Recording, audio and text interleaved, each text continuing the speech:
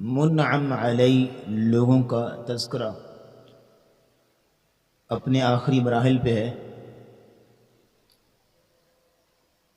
4 قسم کے طبقات ہیں کہ جن پہ اللہ نے انعام کیا۔ اولاً انبیاء کرام ہیں، ثانیاً صدیقین ہیں، ثالثاً شہداء اور رابعاً صالحین۔ صرف 2 باتیں انتہائی مختصر شہداء کے حوالے سے، اور پھر آخری طبقے جو کہ صالحین کا ہے اس کی طرف چلتے ہیں۔ شہداء کے حوالے سے ہم نے بات کی تھی کہ شہداء امت میں 2 قسم کے لوگ ہیں۔ پہلی قسم شہداء بمعنی علماء ہیں، اور دوسری قسم ہے شہداء وہ لوگ جو اللہ کے راستے میں اپنی جان کو قربان کرتے ہیں، جن کو شہداء جہاد کہا جاتا ہے۔ اب یہ جو دوسری قسم ہے شہداء جہاد میں، اس حوالے سے ایک بات تو یہ ہے کہ شہید کا لقب دینے میں ہم بڑے ہی انتہائی فیاض اور سخی واقع ہوئے کہ جس کو دل چاہا شہید کا لقب دے دیا، کسی سیاسی بندے کو شہید کا تخلص دے دیا، زندگی میں چاہے اس کو نماز پڑھنے کی توفیق نہ ہوئی ہو، اس کو پتہ ہی نہ ہو اسلامی شعائر کیا ہوتے ہیں، سیاست کے لیے یا کسی دنیاوی مقصد کے لیے اس کو گولی لگی، مر گیا، تو ساری زندگی اس کو شہید شہید کہتے رہے۔ امام بخاری رحمہ اللہ نے صحیح بخاری میں ایک چیپٹر قائم کیا ہے اسپیشل، لا یقال فلان شہید، یہ نہ کہا جائے فلان شہید ہے، فلان شہید ہے، فلان شہید ہے، ہرگز نہ کہا جائے۔ شیخ صالح عثیمین نے اس پر بڑی لمبی چوڑی بحث کی ہے کہ ہر ایک کو یوں شہید کا لقب دے دینا یہ ہمارے اختیار میں نہیں ہے۔ اور امام بخاری نے جو چیپٹر قائم کیا ہے اس کے ضمن میں 2 باتیں پیش کرتے ہیں۔ پہلی بات وہ یہ کہتے ہیں کہ قرآن نبی اسلام کی حدیث ہے، آپ نے فرمایا واللہ اعلم بمن یجاہد فی سبیل اللہ، اللہ جانتا ہے کہ اس کی راہ میں کون جو ہے وہ جہاد کر رہا ہے، اللہ جانتا ہے کہ اس کی راہ میں کون شہید ہو رہا ہے۔ ایک بندہ میدان جہاد میں لڑ رہا ہے، یہ اس کا ظاہر ہے، لیکن کس نیت سے لڑ رہا ہے اس کا باطن ہے، باطن اللہ جانتا ہے۔ یہ پہلی بات انہوں نے یہ پیش کی کہ اللہ جانتا ہے کہ کسی آدمی کو زخم لگا تو کس لیے لگا۔ اور دوسری بات انہوں نے یہ پیش کی ایک واقعہ کہ ایک غزوے میں ایک مجاہد انتہائی بہادری اور شجاع کا مظاہرہ کر رہا ہے، کافروں کے کسی جمگٹھے کو ایک جمع ہیں ان کو دیکھتا ہے، کود پڑتا ہے ان کے درمیان، سب کو ایک ایک کر کے قتل کرتا ہے۔ کہ کسی اکیلے بندے کو دیکھتا ہے کافروں، اس کو قتل کر دیا، اگر پوری جماعت کافروں کھڑی ہے اکیلا اس میں داخل ہوگا اور سب کو مار دے گا۔ نبی علیہ السلام نے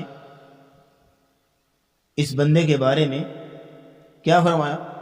صحابہ نے دیکھا بڑا شجاع، بڑا بہادر، اکیلا اتنے لوگوں کو مارتا جا رہا ہے، کس قدر بہادری کا مظاہرہ کر رہے ہیں۔ تو نبی اسلام نے کیا فرمایا؟ الا خبردار انہ من اہل النار، یہ جہنمیوں میں سے ہے، یہ شخص جہنمی ہے۔ اب اس وقت صحابہ پریشان ہو گئے کہ اس قدر شجاع کا مظاہرہ کرنے والا جہنمی ہے تو ہمارا کیا حال ہوگا؟ صحابہ پریشان ہو۔ ایک صحابی وہ کہتے ہیں میں اس حقیقت کو معلوم کروں گا کہ نبی اسلام نے اس کو جہنمی کیوں کہا۔ وہ اس کے پیچھے پیچھے اس پہ نظر رکھے ہوئے، اور وہ لڑ رہا ہے کافروں کے ساتھ اور قتل کیے جا رہے، لڑتے لڑتے زخم لگے اس کو، اس قدر زخم لگے کہ وہ زخموں کو برداشت نہیں کر پا رہا تھا، وہ چاہتا تھا کسی طریقے میری بس روح نکلے۔ لیکن نہیں نکل پا رہی تھی. اللہ کی مشیت سے سائڈ پہ ہو کے اس نے کیا کیا, تلوار کا دستہ زمین کے ساتھ لگایا اور اپنا سینہ اس تلوار کے اوپر رکھ دیا اور اپنے آپ کو دبایا اور تلوار اس کی کمر سے باہر نکل آئی, خودکشی کر لی. اور صحابی بھاگا نبی اسلام کے پاس اور آگے کہتا یا رسول اللہ انی اشہد انک رسول اللہ, میں گواہی دیتا ہوں آپ واقعتاً اللہ کے نبی. آپ نے فرمایا یہ کیوں کہتے ہو؟ فرمایا آپ نے جس بندے کے بارے میں کہا تھا کہ وہ جہنمی ہے اس کا یہ عمل ہے, واقعی وہ جہنمی. تو نبی اسلام نے فرمایا ایسا ہوتا ہے کہ بعض اوقات بندہ جنتیوں والے اعمال کر رہا ہے لیکن موت جہنمی عمل پہ ہوتی ہے, جہنمی یہ ہوتا ہے. کوئی شخص جہنمیوں جیسے اعمال کر رہے ہیں لیکن وہ نیکی کی توفیق ملی, اوپر سے موت آ گئی, جنتیوں میں شمار ہو گیا. تو بات کہاں سے چلی تھی کہ ایویں ہر ایک کو سرٹیفکیٹ بانٹ دینا کہ یہ بھی شہید ہے, یہ بھی شہید ہے, یہ بھی شہید ہے. علماء نے اس کو درست قرار نہیں دیا. یہ ہمارے اختیار میں نہیں ہے, یہ اللہ کے اختیار میں. ہاں جس کا شہید ہونا نصاً ثابت ہے. عمر رضی اللہ تعالیٰ عنہ شہید ہیں, نصاً ثابت ہے. عثمان رضی اللہ تعالیٰ عنہ شہید ہیں, نصاً ثابت ہے. نبی اسلام نے خود کہا تھا اسبت یا احد, اے احد ٹھہر جا, آج تجھ پہ ایک نبی ایک صدیق اور 2 شہید کھڑے. ان کو شہید کہا جا سکتا ہے کیونکہ حدیث سے ثابت. لیکن یہ کہہ سکتے ہیں کہ فلان شہید ہے, انشاءاللہ شہید ہے. اللہ پہ چھوڑ دیں.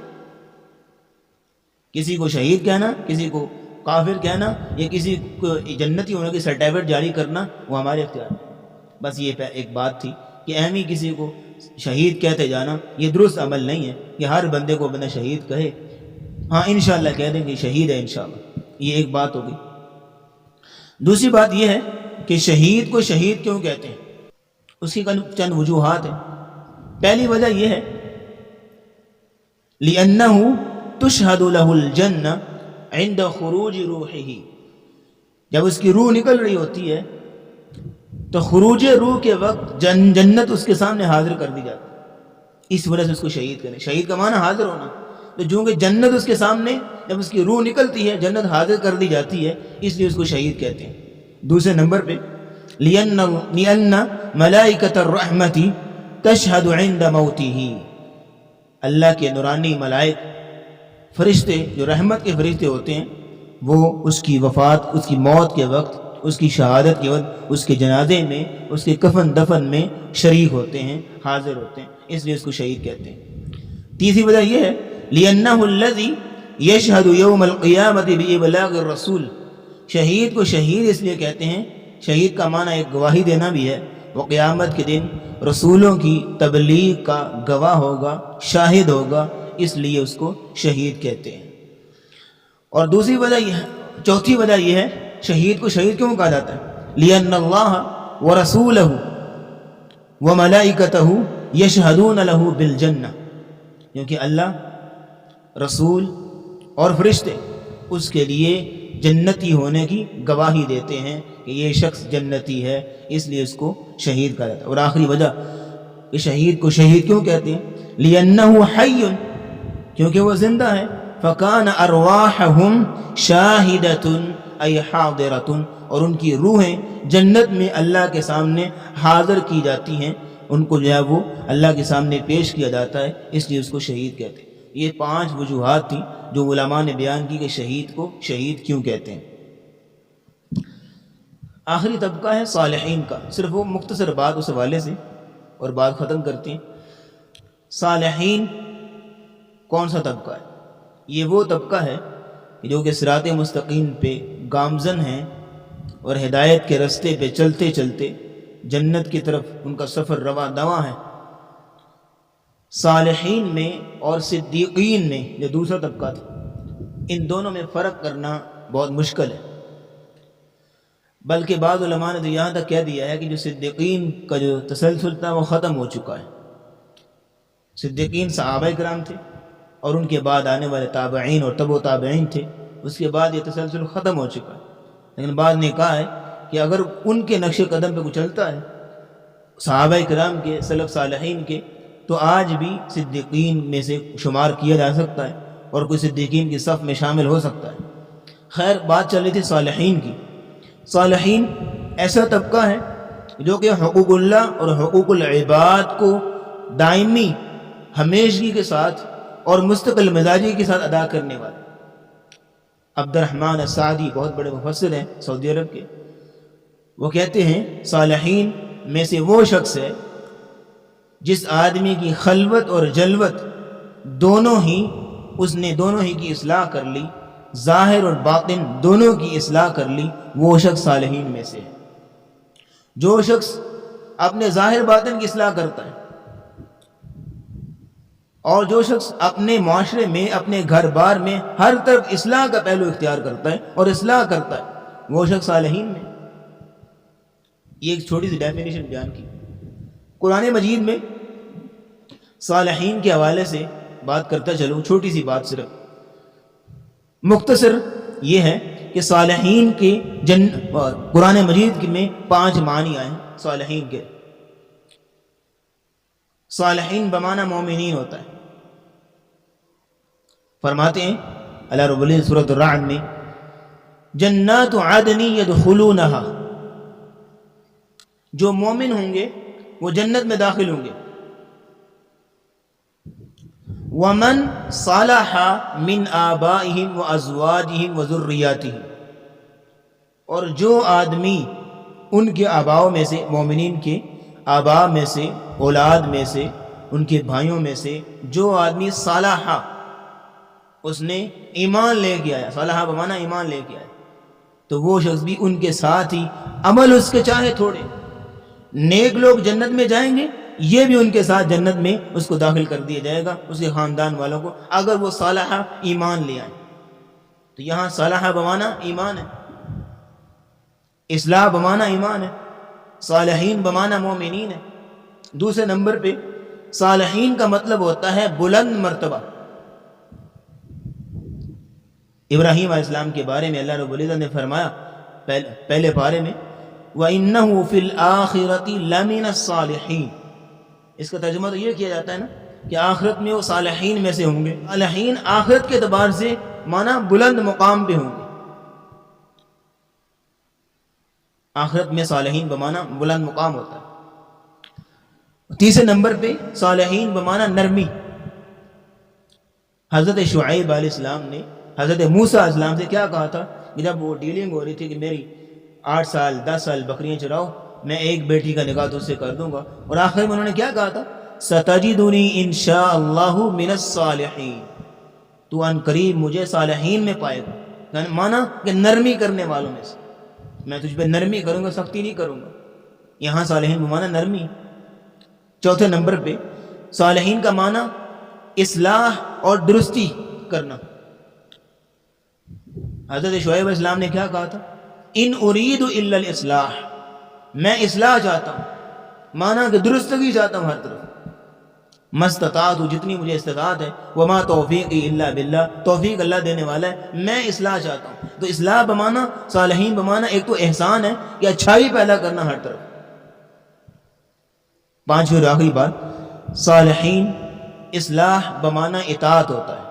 جیسے منافقین کہتے تھے نا، جب ان سے کہا جاتا تھا فساد نہ کرو زمین میں، لا تفسدوا فی الارض، زمین میں فساد نہ کرو، وہ کہتے قالوا انما نحن مصلحون، ہم تو مصلح ہیں یعنی مطیع ہیں، ہم تو اللہ کے فرما بردار بندے، ہم کون سا فساد کر رہے ہیں۔ 2 باتیں صالحین کی پہچان میں۔ پہلی بات، صالحین وہ شخص ہیں جو عمل صالح کرتے ہیں۔ قرآن مجید میں کثیر دفعہ گننے میں آئے تو بہت زیادہ تعداد بن جائے گی کہ اللہ نے ایمان اور عمل صالح کو اکٹھا کرنے والوں کو جنت کی خوشخبریاں دی۔ ان الذین آمنوا وعملوا الصالحات لہم جنات تجری من تحتہا الانہار، بے بہا آیتیں ایسی، ایمان والے، عمل صالح کرنے والے، ان کے لیے یہ انعامات ہیں، یہ انعامات۔ عمل صالح کیا ہوتا ہے؟ 2 شرطیں، کہ ایک تو خلوص نیت کے ساتھ کیا جائے، دوسرا وہ نبی اسلام کی سنت کے مطابق وہ عمل صالح ہوتا ہے۔ جو ایمان لانے والے، عمل صالح کرنے والے، جنت کی خوشخبریاں دی۔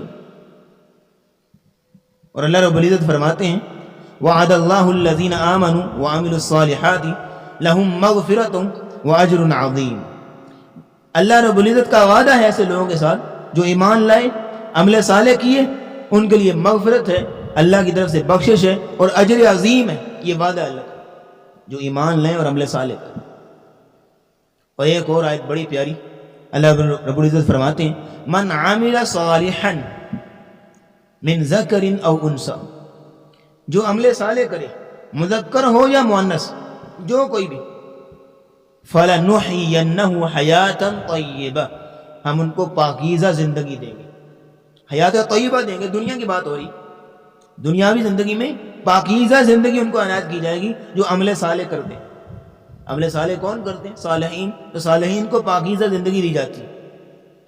وَلَنَجْزِيَنَّهُمْ أَجْرَهُمْ بِأَحْسَنِ مَا كَانُوا يَعْمَلُونَ، جو یہ عمل کرتے ہیں ہم ان کو قیامت دن اس سے اچھا اجر دیں گے.